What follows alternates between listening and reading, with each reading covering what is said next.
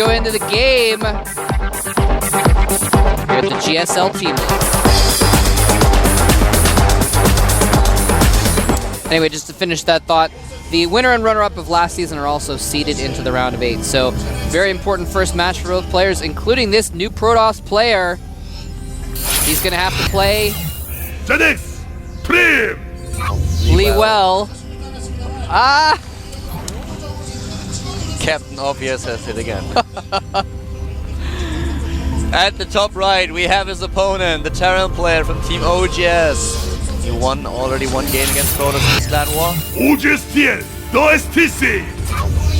So many letters there. oGs-TL, STC. If I put my hat on the keyboard and just roll across once, that's probably what kind of nickname I would That's come what up I was thinking. ASDFOU. ASDFOU. That's who I was thinking of. Before they were FXO. I guess now he's ASDFXO. Oh, a hidden Hydralisk in the TL. Oh, he might be onto something. Bit of conspiracy. I don't get it. It was the TL logo, and he said if you blocked out part of it, it looked like a Hydralisk silhouette. I have to check the VOD later. I didn't see it. I didn't see it at first, but then I just at the end there I was like, oh, I kind of see it. Do you have to blink slightly? Yeah, you have to cross your eyes and look into the behind the picture. Look into the sun first for about a minute. Look into the sun first for a while. All right, so we do have ZeNEX Extreme going for the extreme strategy of getting a gateway. You just can't resist, can you? No, it's not. I can't. I'm sorry. Going for a very fast command center. Command center before barracks, actually. So a 14cc for OGS, the STC, and ZeNEX. How fast would you say that command center was? It was extremely fast. Ah, it's exactly what I was thinking too. All right, I'll hold off for a little bit on that. For a second, for a second I didn't get it. I was like, you're like, what? When I already said that. It was wait, like it's Mole Trap though. All right. Anyway, that probe's being really annoying, and he's actually going to send a Zealot. We kind of have the reverse situation of all the Marines harassing quick nexuses that we've been seeing. In this case, the Zealot is going to be able to come in here and do some harassment. He does have a wall up, though. Well, as soon as he realized that there's a 14cc, he started chrono boosting his Zealot right away so that he could at least deal a little bit of damage. And he might be able to kill. Well, he forced a cancel on the bunker so far. And, did he kill the one? Yeah, he did get the SCV. Oh no, first SCV did get away. He killed one, but he's gonna he's gonna force a cancel on the bunker. It doesn't cancel, he actually kills the bunker, and he might not be able to raise that depot. Oh! The Zealot's a little bit slow and not able to stop that depot from raising. Otherwise, that would have done a lot of damage. Did the depot really stop the Zealots, or did the Zealots just not walk in and give the SEC the extra second that he needed? I don't know. But nice aggression by ZeNEX Extreme. He is now getting really, really aggressive, and he will be able to pick off a couple of units with his Stalker. The Stalker's actually in a beautiful position. Nice. But there are already 3 Marines. And the bunker is about to finish. He's picking off another SCV, but with the bunker finishing, he will be in a good spot. Be careful of the Stalker! He loses the Stalker anyways, even though he had a chance to pull it away. He's going to work on the bunker, though. He might kill the bunker! No! The Zealot died just at the wrong moment. But this Stalker, the second Stalker, is now able to pick off SCVs. Wow. STC really getting punished for his fast command center, especially on the low ground. I'm not sure if this was the best decision to attack the bunker. He could have just walked past the bunker, tried to attack the mineral line. The STC would have had to pull all his Marines to defend, so that might have been the better choice, especially with the second Stalker coming up, but I don't know. I guess he was figuring if he could pick off the bunker quickly enough, he wouldn't have anything to fall back to. In any case, wow, so a lot of harassment expansion here. A bit. Yeah, definitely delayed that expansion. And his opponent lost a lot more units, and now Nice making good use of the actual of the bigger range that he has. And he's walking into the base. Does he actually want to commit to that though? He's not sure. He wants. Okay, he's falling back because he's like, well, He doesn't want to lose the Stalkers. Yeah, exactly. On the one hand, he gets into the main and does some harassment. On the other hand, he's trapped in the main and loses those Stalkers. I still feel like with 3 Stalkers and good micro, he could have done a lot of damage in this main base. And he already has an expansion. So ZeNEX Extreme is actually doing really, really well against oGs-TL, especially because the Terran player started off with this very early expansion and Extreme just punished him for it. You already killed 7 SCVs. The harvester count is 36 to 27 in favor of ZeNEX Extreme. And he has the Stalkers in position to delay the expansion even further. I really like the fact that Extreme has punished him for doing that. Really, really smart. I mean, it's a risk when you go for that fast command center, and if you don't make them pay for that risk, then you're just letting them get a lead. So very nice decision-making by him there to go ahead and go for that. STC is going to pay dearly. Look at that. He's like, all right, well, I can't take my natural because he's camping there, so I'm going to move over and take this expansion in a sort of a hidden way on the left side. That's kind of strange. Oh, never mind. He just pulled it back. He realized that the Stalkers are gone by now, so he decided to get the second base at his natural expansion, just because it's a little bit easier to defend. He doesn't have to be sneaky about it. But still, the Twilight Council is now being brought into the game, and he has a lot of harvesters, and well, he is doing so well. Yeah, he's definitely ahead at this point. Templar Archives. Well. What's up? I didn't hear you. Not to say extremely well. I was saving it. I'm trying to save it for a good moment. Yeah, you're saving it and I'm stealing it. What are you going to do about it? I'm going to be extremely disappointed in you. Ha! Okay. I'll give it that one. Anyway, Templar Archives is almost complete. I started to say it was starting with the beginning of that, but now it's almost complete. And he's going to start warping in some Templar at some point. Is he going to go for the Storm, or is he just going to use it for Archons, though, is the question here. He doesn't really have a lot of upgrades going on. He's going for the Storm. There's the Storm. Good decision, I think. Ghosts are being built now, still far ahead in the harvest account, 50 to 39. But we have the mules, obviously. But for the SSC, this is really a rough situation to be in. The early game definitely went in favor of our Protoss player. Yep. Extreme. Oh, and these Stalkers getting caught out a little bit. Concussive Shells is only recently started, though, so they do not get caught. Storm is already halfway done, and we have no upgrades for either the Terran player nor the Protoss, except for obviously the concussive shell, combat shield, the usual.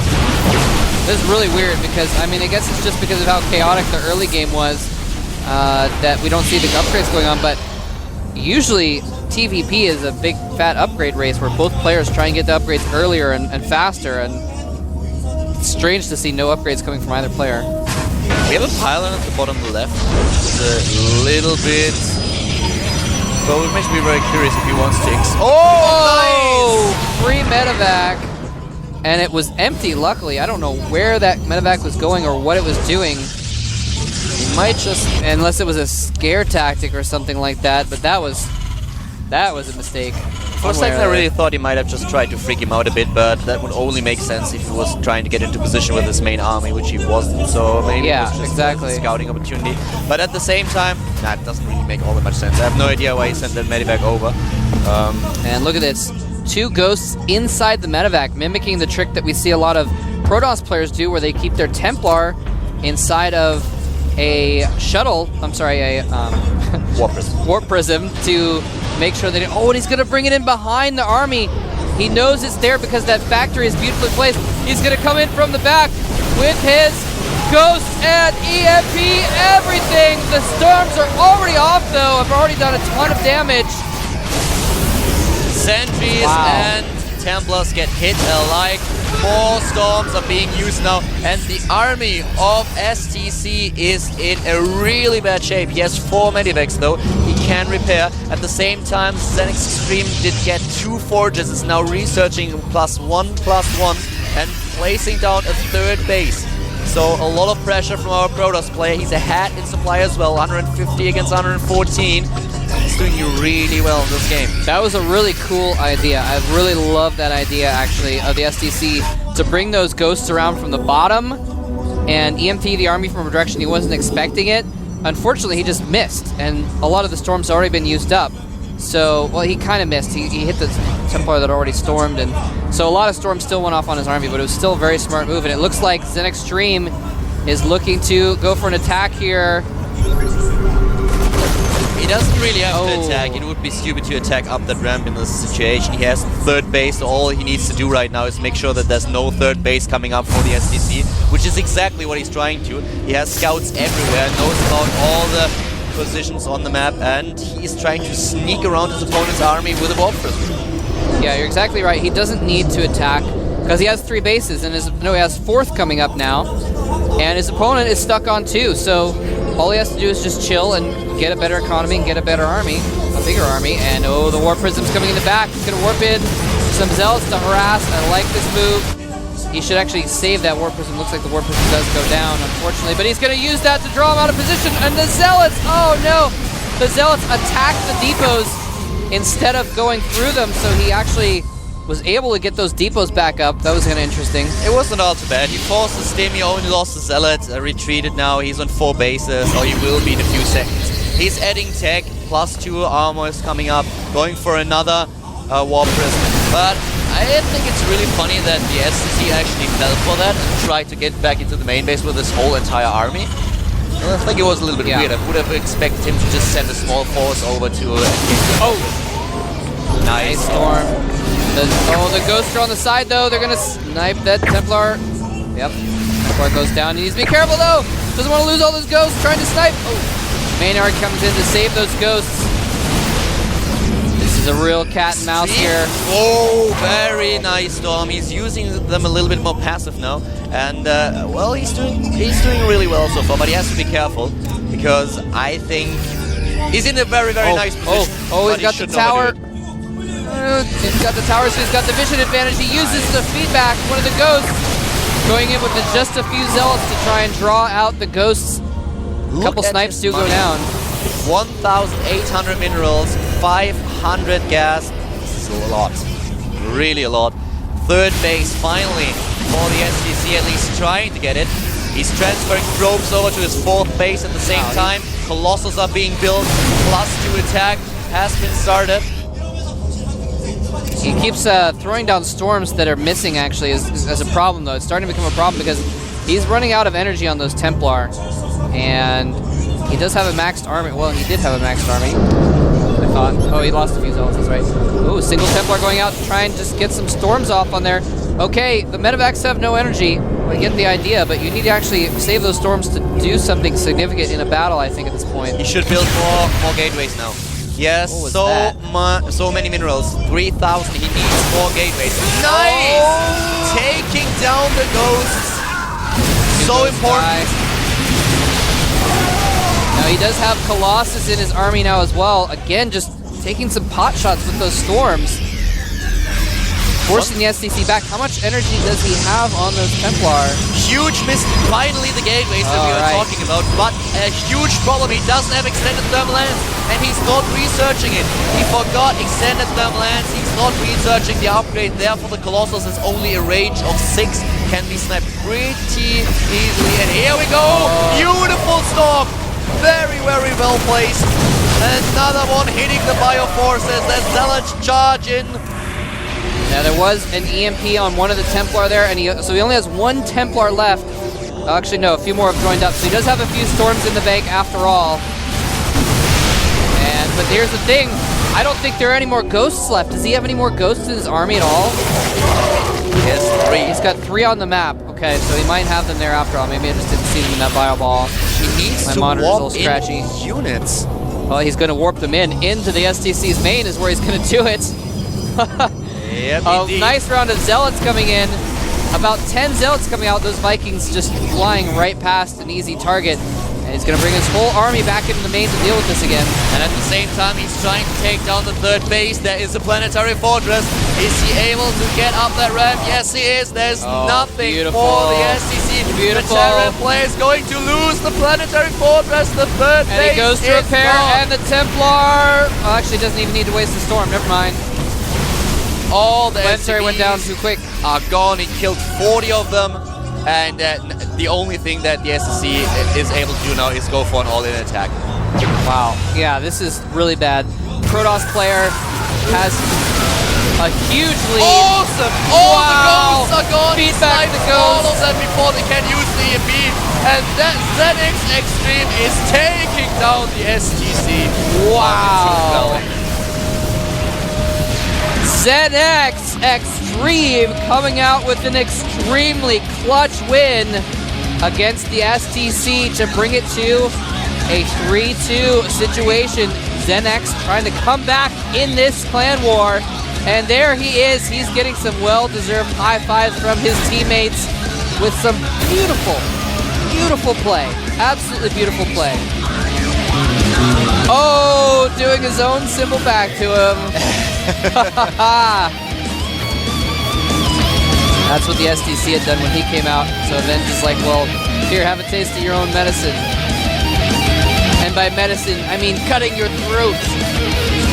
Belcher Beach is the next map, ladies and gentlemen, in today's clan war. You know what that means? That means they're sending out a Zerg. Well, not necessarily. Well, maybe. Terran is pretty good on Belcher against Protoss, Okay, especially. that's You true, can't actually. deny the scouting, so 9 times out of 10, though, it seems like whenever the team picks Belcher Beach, it's always a Zerg. Or Zergs are almost always picking Belcher Beach when it's loser picks. the only Zerg in that's other left tournaments. for OGS is Lovesick, the only one that's here That's today. true. So we could see Lovesick in the next game, but it might also be a Terran, and there's no shortage of Terran players in the lineup of OGS. We have 4GG, we have Supernova. It depends on Nada. It depends on how seriously OGS thinks the situation is. They're still up 3-2. If they're thinking, okay, well, we need to make sure we close this out before this gets out of hand, then yeah, they're going to send in Supernova or Nada or something like that. But if they're like, all right, well, we're still got a lead. Let's throw in someone who's, you know, Avenge is good, but he's not that good. Let's give someone else some experience still. They could throw in one of their lesser-known players, but they could also, you know, throw in like Zenio can be a strong Zerg player. He's a little inconsistent, but he's of course on their roster too, despite being technically on Team Liquid now. So we're gonna find out in a moment who OGS is gonna pick. The Korean casters look right now as if we were short of starting to fight. By the way, seriously, if someone would shout at me like that, I would probably just punch him. Look at them!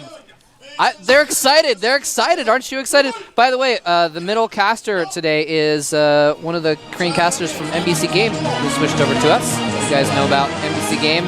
And who is oGs-TL going to pick? It is going to be none other than OGS Nada, the Tornado Terran, the Genius Terran, the legend himself, is coming off the bench to deal with this newcomer. And ZeNEX is going to have to employ an extremely good strategy if they're going to beat the Genius Terran. This is going to be an extremely difficult game. Yes, it is. But ZeNEX's chances are not Nada. They're not 0. They have a chance. Code S ranking 9. Nada, the original suave, awesome pro gamer. Well, not the original, I guess. All pro gaming, but this guy, he is old school. He's awesome, though.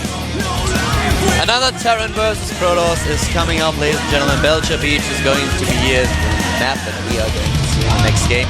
We have Nada against Extreme. Yes, indeed.